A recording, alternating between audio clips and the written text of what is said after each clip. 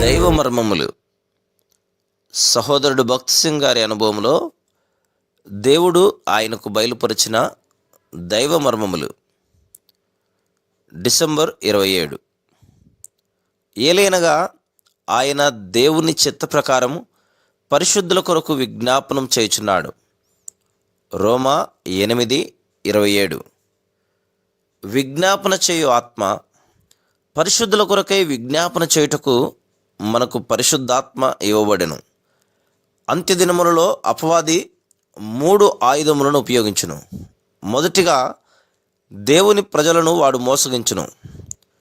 రెండవదిగా దేవుని ప్రజల మీద దోషారోపణ చేయును. మూడవదిగా వాడు దేవుని ప్రజలను హింసించును. కాగా సర్వలోకమును మోసపుచ్చుచు అపవాది అనియు సాతాననియు పేరుగల ఆది సర్పమైన ఆ మహాఘట సర్పము పడద్రోయబడెను అని ప్రకటన గ్రంథం 12:9 చూస్తున్నాం. కొందరు విశ్వాసులను శ్రమలో ఇరికించవలనని నేరములు మోపెదరు. అటువంటి వారి కొరకై మనం పట్టుదలతో ప్రార్థించవలను. పరిశుద్ధులు మోసగించబడి హింసించబడి వారి మీద నేరములెన్నో మోపబడినప్పుడు ప్రసవ వేదనతో కూడిన ప్రార్థనను చేయవలను. అప్పుడు వారు కాపాడబడెదరు.